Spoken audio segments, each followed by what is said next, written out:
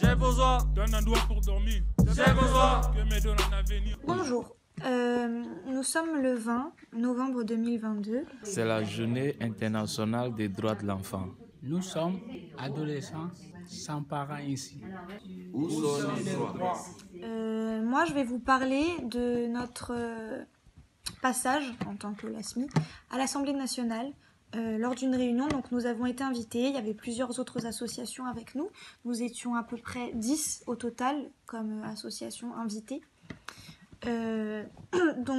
Pour représenter l'ASMI, il y avait Daniel qui gère le juridique dans l'association et moi donc qui suis la présidente de l'association.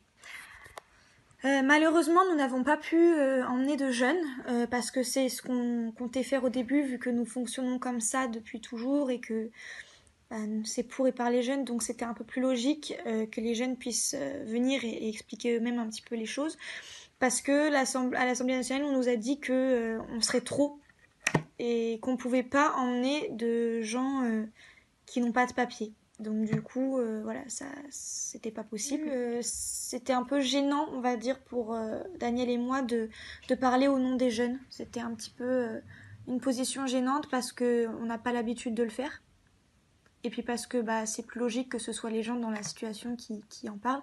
Donc c'était ensuite, voilà, j'ai trouvé que c'était aussi assez fouillis comme réunion parce que du coup, vu que c'était pas vraiment préparé, tout le monde parlait de tout et n'importe quoi, on va dire, pas de choses essentielles. On a beaucoup parlé, on va dire, de choses que les députés savent déjà. C'est-à-dire la situation des jeunes, ils le savent très bien, je veux dire, ça fait des années qu'ils le savent.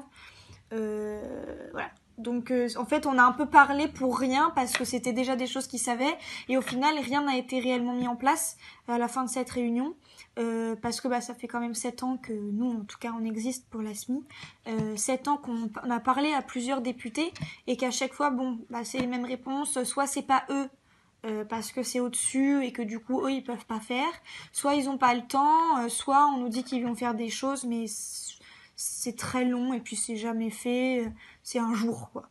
Donc c'est pas très clair. Donc c'est vrai que c'est assez décevant de faire une réunion puis en fait voilà de pas vraiment être écouté finalement. Moi ce que j'aimerais c'est l'ouverture de centres d'urgence maintenant pour tous les jeunes en fait. Parce que voilà, c'est malheureusement ça n'est pas fait encore. Ils sont tous dehors.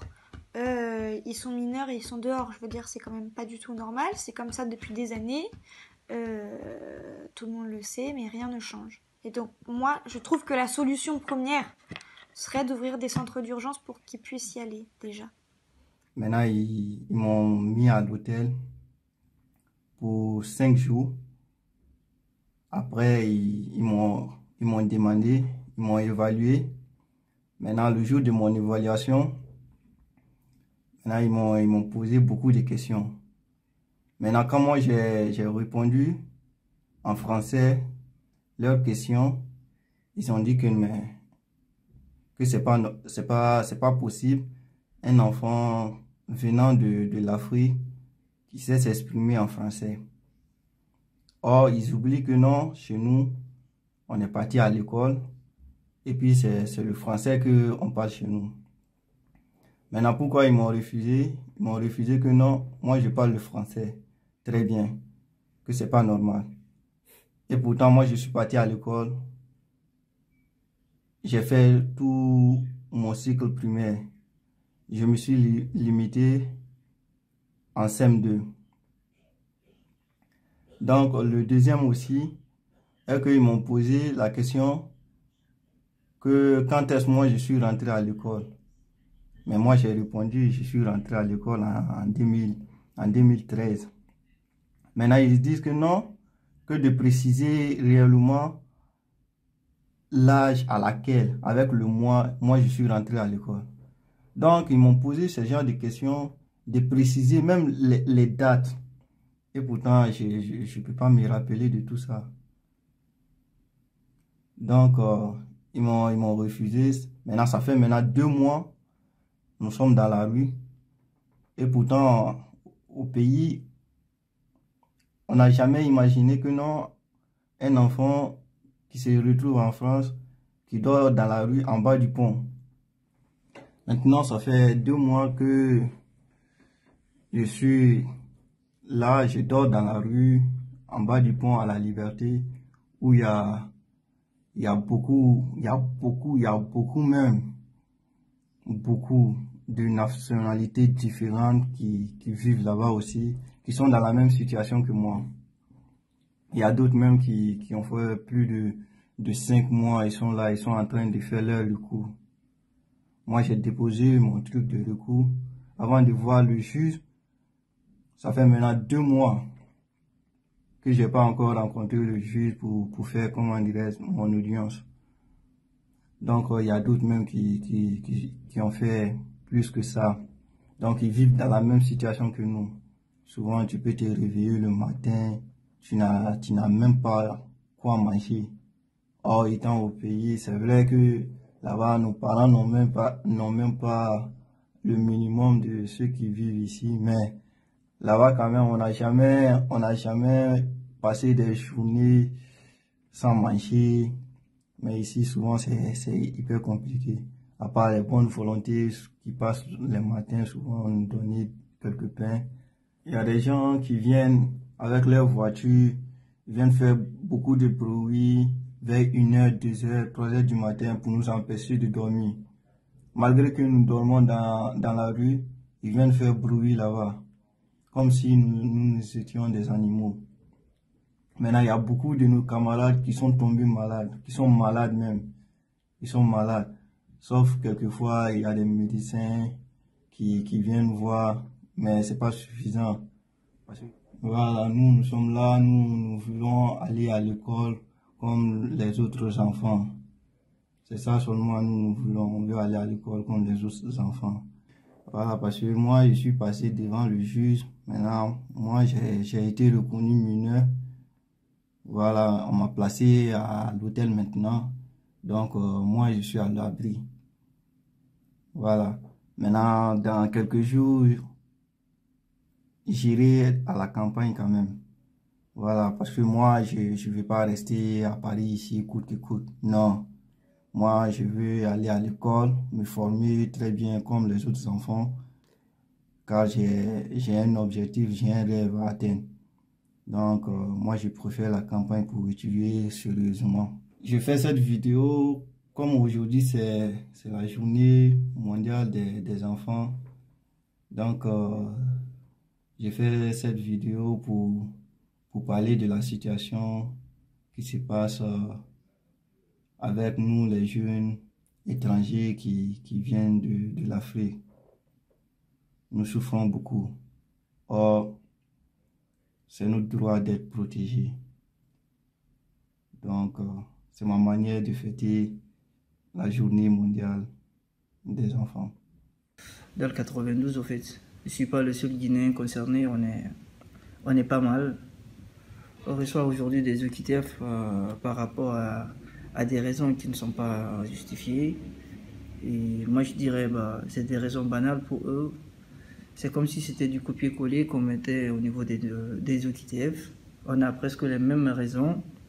Et on nous prive aujourd'hui de nos droits d'avoir ce type de séjour qu'on nous demande depuis toujours. Parce que, faute de passeport à un moment donné, et sachant qu'ils sont bien au courant, en fait, le département, pas le département, la préfecture, elle est bien au courant que l'ambassade de Guinée était dans l'incapacité de nous fournir des passeports, mais quand même, on nous exigeait à envoyer un document qui attestait une dépôt de demande de passeport, quelque chose qu'on ne pouvait pas, ou le passeport définitif.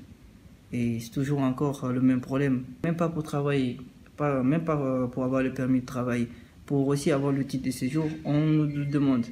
Même s'ils arrivent à te donner le premier récépissé, et dans lequel ils te demandent le passeport, on les envoie une attestation de l'ambassade qui atteste qu'ils ne sont pas en capacité de fournir de passeport, et cette attestation fait valoir des droits. Mais bon, malheureusement pour nous, à la préfecture, ça passe pas. Et ce que moi je comprends pas, pourquoi pour le dépôt, ça passe, mais quand il s'agit maintenant de délivrer la carte, on t'exige à ce que tu envoies le passeport, sachant qu'ils sont au courant que l'ambassade ne peut pas donner de passeport. Et moi, c'est quelque chose qui me... Depuis 2018, j'ai reçu mon premier récépissé. Et depuis ça, ils m'ont refusé le renouvellement. Et jusqu'à ce qu'ils m'ont envoyé l'OQTF, l'obligation de quitter le territoire. Et donc, du coup, là, je suis avec l'ASE qui m'appuie et l'association RSF qui aussi m'appuie dans les démarches pour la suspension de l'OQTF. Ouais. En fait, quand je suis arrivé ici en 2018, j'ai commencé par une formation en soins de service à la personne au lycée René Offray, où j'ai fait la seconde. Après, à la fin de cette année, je me suis orienté dans une autre formation de boulanger-pâtisserie par rapport à ma situation, parce que je me disais, pour faire ce que je veux, il me faudra à un moment donné un financement. Et vu que je ne serai pas continuellement avec l'ASE, c'est juste un temps. Et après ce temps, qui me prendra en charge, il faudrait que je me prenne en charge. Donc du coup, je me suis dit, vaut mieux faire d'abord une formation qui me permettra, qui me rassurera un métier, qui pourra financer ma formation et me loger tous les jours. Et après maintenant, refaire ce que je voulais. C'est pourquoi je me suis orienté en boulangerie en un premier temps, et après en boulangerie en second temps. Et du coup, mais malheureusement pour moi, à ma deuxième année de pâtisserie, on m'a détecté une allergie au gluten qui a fait que j'ai arrêté la formation. Et depuis ça, je suis à la recherche d'un centre de formation pour la formation que je voulais faire de base. C'est celle de l'aide à la personne. L'aide à la personne, ou bien en tout cas tout ce qui a trait à la société, au médical. Parce que c'est ce que je voulais faire de base. Je voulais évoluer dans le médical et dans le social, parce que j'ai tellement eu d'aide des autres personnes dans ma vie que j'aimerais moi aussi redonner ce que j'ai reçu comme aide. Et c'est pourquoi j'ai opté pour cette formation. Et aujourd'hui, j'aimerais bien continuer dans ça, même si ça va me prendre du temps, mais j'aimerais bien aller jusqu'au bout de mes objectifs, en fait. Ouais, sans ça, et pour ça, pour continuer ça, il faudrait que la préfecture me laisse continuer. Mais avec l'OQTF, je ne pense pas que c'est possible, mais je me battrai avec l'aide des associations et de l'ASE jusqu'à ce que justice soit faite, parce que je me dis, on m'a envoyé une OQTF injustement. Une situation qui est complètement aberrante, c'est un jeune en fait qui a quand même fait une tentative de suicide. Donc c'était dans le département des Hauts-de-Seine. Hein. Il a été confié à la Croix-Rouge, donc c'est un sous-traitant en fait de l'ASE. Et il y a tellement une valse d'éducateurs que là il se retrouve sans éducateur attitré. Il doit se rendre tout seul à son rendez-vous médical. Il comprend rien à ce que lui dit le médecin. Donc, il n'a aucun retour de ça. Et là, ça fait des mois et des mois que ça traîne et on le sent très mal au niveau psychologique, quoi. Parce que la même chose pour le psy, personne ne suit ses consultations. Il n'en a pas de prévu. Et voilà, nous, on craint, en fait. On est en contact avec lui régulièrement parce qu'il nous appelle souvent. Et on craint quelque chose pour lui, quoi. Voilà. Mais là, ça continue, en fait. C'est dans le 92, ça. Il est livré à lui-même et... Là, il a quand même une activité, tout à fait. Au niveau social, quand même, ils ont fait ce qu'il fallait. C'est-à-dire qu'il est en cuisine, il aime bien. Mais il n'empêche qu'il a un problème sérieux physique au pied. Ça fait des mois et des mois que la situation n'est pas réglée. Et comme il va à des consultations tout seul, il ne comprend pas ce qu'on lui dit. L'éducateur devrait l'accompagner. Et c'est un jeune qui demande véritablement un suivi compte tenu de ses antécédents, quoi. Mais il n'a toujours pas de suivi. Je m'appelle Mohamed. Je viens de la Côte d'Ivoire. Je suis venu en France le 27 juin. Je suis à la Camina. Ils m'ont pris en charge dans 6 mois. Je suis toujours à la Camina. Donc c'est ça. Et toujours pas à l'école? Oui, actuellement je vais gagner une école, je vais à l'école. C'est moi-même qui allais chercher mon école parce que je dis à mon éducatrice, il n'a qu'à chercher l'école pour moi. Il n'a pas pris en sérieux, donc c'est moi-même qui ai enlevé pour aller en CE, pour aller m'inscrire. Jusqu'à ils m'ont appelé, maintenant je vais à l'école. Pour avoir à ton éducatrice, tu vas lui prendre rendez-vous 3 mois, 4 mois, tu ne peux pas voir ton éducatrice.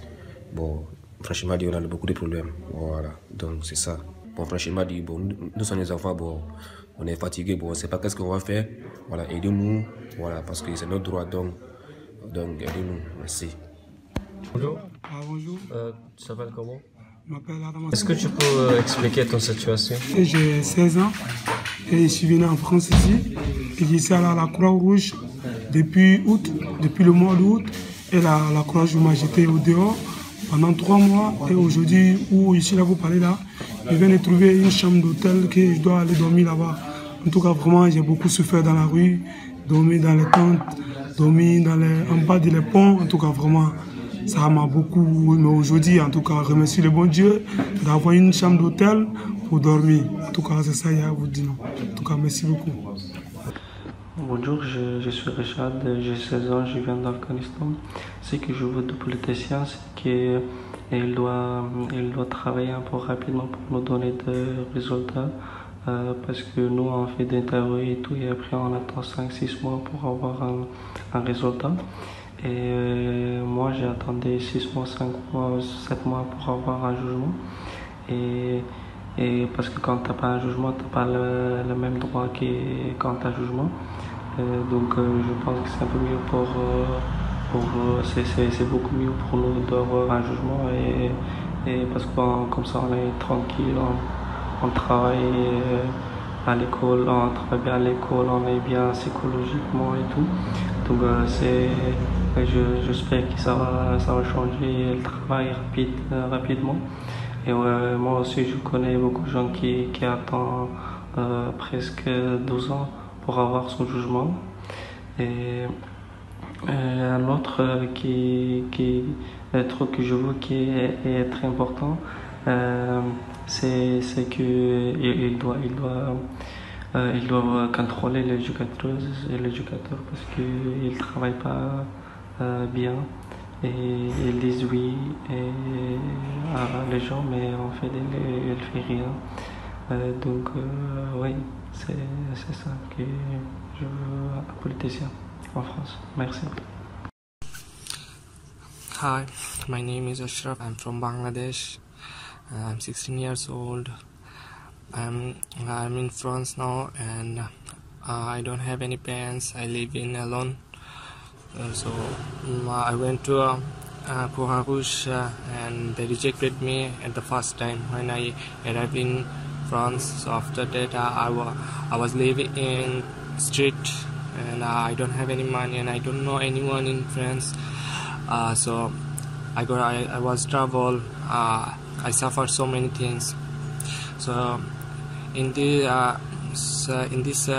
children days, I wish that I hope like the government will do something for every children who don't have any parents here in France. So I wish that they also don't suffer these kind of things, because that was very terrible things in living in street, because they are suffering so much disease and people annoying.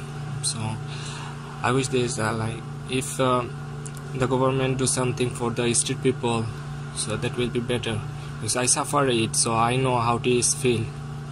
So I hope the government do something for the street people also, and for the children who don't have any parents. Bonjour tout le monde, je m'appelle Sekou, je viens de la Côte d'Ivoire, j'ai 15 ans, je suis né en 2006 et je vis en France. Je suis là maintenant, ça me fait près de 2 mois et je veux vous raconter un peu le passé, le peu de passé que j'ai vécu, qui n'a pas été facile du tout, mais grâce à l'association ASMI, j'ai été mis à l'abri, mais jusqu'à présent, je n'ai pas encore été pris en charge. Je vous explique maintenant, depuis le premier jour que je suis arrivé en France, je suis arrivé à la gare de Lyon, j'ai croisé des personnes là-bas qui m'ont dit de demander, vu déjà que je suis mineur, que d'aller chez les policiers pour qu'ils m'amènent dans une association de la Croix-Rouge pour qu'on fait mon évaluation. Donc une fois que je suis allé là-bas, ils m'ont posé tellement de questions et j'ai répondu. Et après, ils m'ont dit que je ne suis pas mineur, parce que je n'ai pas de preuve de minorité, donc ils ne peuvent pas me prendre en charge. Donc j'ai été mise à la rue pendant près de 2 semaines sous une tente, que c'était même pas facile parce qu'il y avait la fraîcheur, ça nous fatiguait, du coup c'était tellement difficile que je ne sais pas à quel point je vais vous expliquer. Et après, concernant la nourriture aussi, on mangeait pas bien. Tout était difficile. Il fallait qu'on se déplace pour aller dans les packs d'associations où les associations partagent la nourriture. Pourtant, on connaît pas comment prendre le métro, tout et tout. Donc, j'étais obligé de demander les gens, de demander jusqu'à ce que on arrive là-bas. Parfois, on arrivait dans ces endroits de packs pour manger. Parfois, on arrivait, c'est déjà fini, la nourriture est déjà finie parce que on avait du mal à prendre les métros. On était mal accompagnés, tout se passait très mal, qu'on ne savait pas comment faire. Mais jusqu'à ce que j'ai eu contact avec l'association ASMI qui m'a aidé et qui m'a montré les restaurants près de chez moi, là où j'étais sous une tente, jusqu'à ce qu'ils m'ont aidé aussi à être à l'abri aujourd'hui. Mais je suis toujours dans une hôtel que je suis pas encore prise en charge. Donc du coup, je demande au gouvernement, je demande aussi aux Français de nous aider parce que là, j'ai été très mal accueilli. Du coup, je sais pas comment faire. Je veux aller à l'école. J'ai des problèmes de scolarité. Mais... Bonsoir, je m'appelle Georges. J'ai connu l'association ASMI quand j'étais à Paris, quand je venais d'arriver en France, et ils m'ont beaucoup aidé dans le cadre de ma procédure et jusqu'à ce que je sois admis par l'ASE, jusqu'à ce que je sois prise par l'ASE. Et aujourd'hui, je suis au nord, je suis dans le nord de la France. Oui. Et là-bas, on a déjà un toit sur la tête, on part à l'école, c'est déjà bien, mais on n'arrive pas à trouver des stages et trouver des patrons parce que ça va aussi ensemble avec notre procédure. Bon, c'est cette difficulté maintenant qui nous dérange beaucoup. Donc, quand nous sommes là, je ne sais pas si c'est à cause de la couleur de la peau, je ne sais pas trop. Je me dis que c'est la couleur de la peau justement. Parce que les autres arrivent quand même à trouver, mais nous, c'est compliqué. Ouais, c'est compliqué. Même seulement le stage pour aller observer et voir comment les choses fonctionnent en entreprise, c'est compliqué. Oui, c'est pas évident. Moi, je crois que le droit de l'enfant, c'est d'actualité, ça se dit partout, mais il n'est pas du tout respecté. En fait. Moi, j'ai 18 ans, je viens de la Guinée-Conakry. Ça va faire 3 ans que je suis en France. Du coup, je vis chez les bénévoles. Depuis que je suis là, j'ai été rejeté par le département. Je suis à Marseille, à l'Estac. Je vis dans le 16e. Je suis un bénévole qui m'a accueilli. Ça n'a pas été du tout facile. Le début, ça a été vraiment difficile vu ce que j'ai vécu avant d'arriver là. Et quand je suis là, heureusement qu'il y avait des gens qui m'ont accueilli, qui se sont occupés de moi. Autrement, ça serait encore plus pire. Ça n'a pas été du tout facile entre le département, la DAP 13, le juge, tout ça. J'ai traversé des moments très difficiles. Mais pour le moment, en fait, moi, tout ce que je sais, c'est qu'à Marseille ici, je ne sais pas si c'est partout, mais à Marseille ici, on n'est pas à l'abri, même si on est pris en charge par le département, on n'est pas du tout à l'abri. Parce qu'ils peuvent te prendre en charge la saison. Quand tu as 18 ans, ils refusent de te signer un contrat jeune majeur, ils te mettent à la rue. Et des fois, ils te prennent à 17 ans, ils font exprès d'attendre jusqu'à tes 18 ans, ils te jettent à la rue sans solution. Des fois, ils te jettent à la rue avec un titre de séjour, mais tu n'as pas d'autre solution que de dormir dans des squats. Je crois qu'on n'est pas du tout majeur ou mineur, famille ou autre personne à l'abri. Je sais pas si c'est seulement à Marseille, mais le mal gouvernance, ça joue sur nous, ça joue sur tous les Français, sur tous les étrangers. C'est quelque chose de général en fait. Moi, tout ce que j'ai à dire, c'est que quand on dit droit, il faut le respecter, il faut pas faire beau, il faut pas maquiller juste pour faire beau, il faut le respecter. Le droit, on a appris qu'en France, le droit c'est la première priorité. C'est une déception de voir que le droit, ce n'est qu'un dit, il n'est pas respecté. Le droit de l'enfant et de la femme, ça devait être la priorité des dirigeants. Et c'est décevant de voir que ça, en fait, c'est patiné, c'est comme si c'est quelque chose qui n'existait pas, en fait.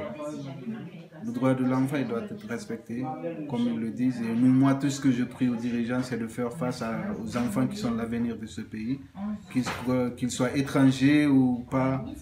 On dit l'égalité, la fraternité, ça doit être à l'actualité. Moi, c'est tout ce que j'ai à leur dire.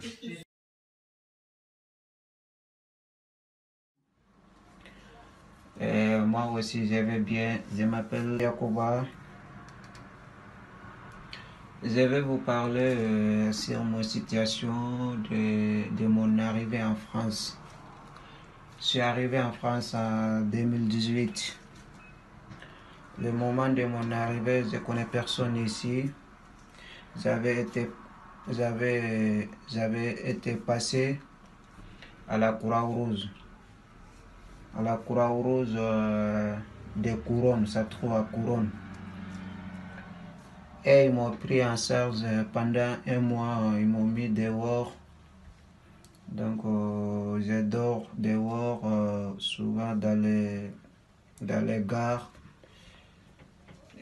Il y a un monsieur qui m'a vu dans la gare, donc il m'a accompagné à Asmi. Asmi, ça se trouve à Stalingrad. Bon, il m'a accompagné là-bas. On a rencontré une dame qui s'appelle Danielle. Vraiment Danielle, et c'est elle qui m'a sauvé ma vie.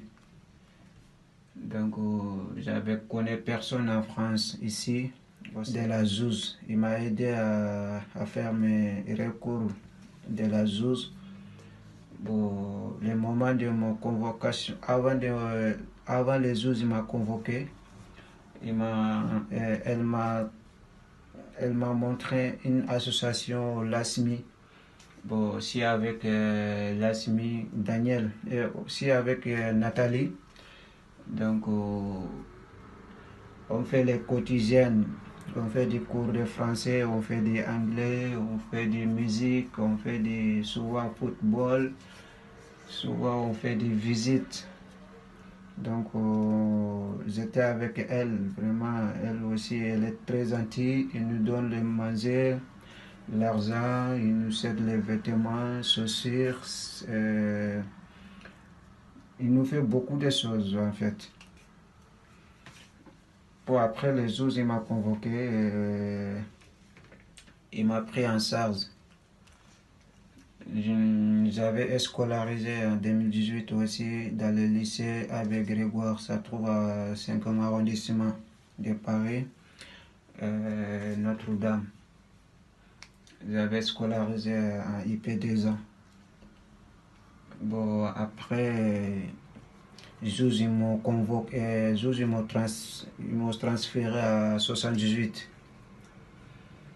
Le moment de mon arrivée en 78, je n'avais pas vraiment aimé de rester dans les 78.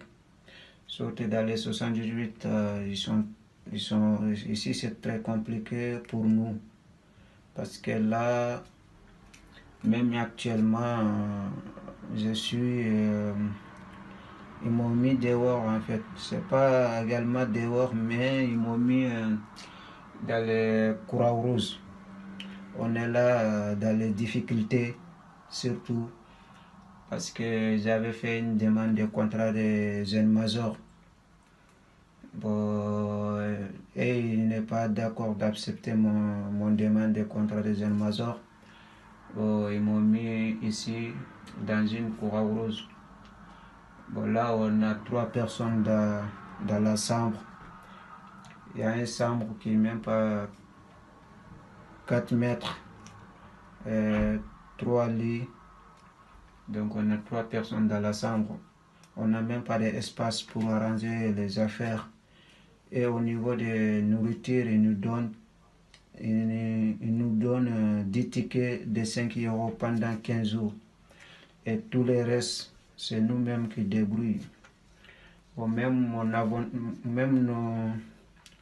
mon abonnement d'Internet, les associations qui ont est là, donc j'ai tous mes documents état civil, acte de naissance, jugement supplémentif, copie lettrale, ainsi qu'une carte consulaire. Mais tout ça, ils ne veulent pas nous faire une demande de titre de séjour, une demande de passeport.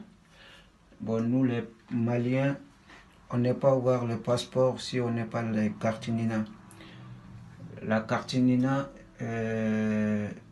c'est la carte des électeurs.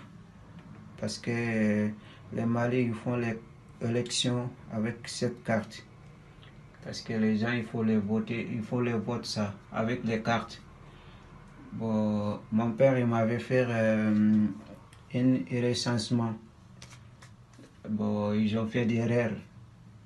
Bon, pour faire les corrections, bon, j'ai déjà demandé les corrections, ça fait longtemps au consulat du Mali, mais toujours ça ne sort pas. Bon, je ne peux pas voir mon passeport quand je n'ai pas cette carte NINA, les fils individuels, carte NINA. Correction, ça fait longtemps au consulat du Mali, mais toujours ça ne sort pas. Bon, je ne peux pas voir mon passeport quand je n'ai pas cette carte NINA, les fils individuels, carte NINA. Bon, c'est ça qui m'a bloqué partout. J'avais été pris par les compagnons du devoir même. Parce que j'avais vraiment aimé là-bas pour aller faire mon formation là-bas. Bon, j'ai fait l'examen, j'ai fait des tests là-bas, ils m'ont pris. Bon, mon indicatrice, elle n'est pas acceptée d'aller là-bas. Bon, actuellement, je suis au lycée Zamboulay. Ça trouve au Séné, le Séné, dans les 78. Actuellement, je suis en deuxième année de la plombier, deuxième année de la plomberie. Donc, on est là, on n'est pas de soi, mais vraiment, c'est une période difficile. Bon, je souhaitais de rester en France, vraiment, mais dans cette condition, vraiment, c'est très, très, très compliqué pour nous. Bon, vraiment, en France aussi, on a attendu que depuis qu'on n'est pas arrivé en France c'est un pays liberté, égalité, fraternité. Bon, vraiment, on veut vraiment votre aide. On aime la France, on voulait rester en France. On veut vivre en France aussi. Voilà, bon, c'est ça mon problème que je peux vous dire. Donc on a pris le parti aujourd'hui de vous montrer des vidéos qui sont un mélange de vidéos de l'année dernière, parce que malheureusement la situation est la même, et de vidéos d'aujourd'hui. Voilà, ça c'était la première chose que je voulais dire pour clore tout ça. Ensuite, je voulais aussi parler effectivement du fait que qu'est-ce qui a changé en fait depuis l'année dernière. Malheureusement, les seules choses qui ont changé sont des choses négatives, à savoir qu'aujourd'hui, il y a une loi qui est en train de se mettre en place qui fait un amalgame énorme entre immigration et délinquance, ce qui pose vraiment de gros problèmes aux jeunes, et ce qui est complètement aberrant, mais c'est un fait avec lequel il faut composer aujourd'hui. Ensuite, il faut aussi faire face à d'énormes violences policières, c'est-à-dire que sur les campements, alors qu'il y a de plus en plus de jeunes dehors et de gens dehors tout court, il y a de plus en plus aussi de violences policières. Donc ça fait peur, et c'est un quotidien aussi, hein, vivre avec la peur de la police qui va arriver, qui va lacérer les tentes, qui va prendre le peu qu'on a, y compris les documents, qui va vraiment tabasser tout le monde. Voilà, ça il faut vivre avec. Et il y a aussi 89 donc élus d'extrême droite qui siègent à l'Assemblée nationale. Du coup, on peut aussi se dire qu'effectivement, c'est un petit peu dommage qu'on nous ait donné rendez-vous il y a un mois pour parler de la situation des jeunes et qu'on ait attendu que cette situation politique soit installée et qu'on puisse plus faire grand-chose. Oui, ce que je voulais ajouter, c'était qu'on était en mesure d'accueillir des gens qui viennent d'Ukraine de façon très très rapide et on a pu mettre en place toute une logistique hallucinante qui nous montre bien que donc les locaux étaient là, que tout était là et que tout était possible. Pourquoi c'est possible pour des gens qui viennent d'Ukraine et pas pour les autres personnes? Voilà, je voudrais vraiment pouvoir terminer là-dessus. Je pense que c'est important et que les députés, effectivement, peuvent appuyer là-dessus et peuvent faire en sorte que tous les jeunes aujourd'hui, partout en France, qui sont à la rue, soient mis dans des centres d'hébergement d'urgence qui sont là, qui existent et qui doivent exister pour eux aussi. J'ai besoin de comprendre mieux le français. J'ai besoin de pouvoir me laver. J'ai besoin qu'on respecte mes droits. J'ai besoin que me laisse exister.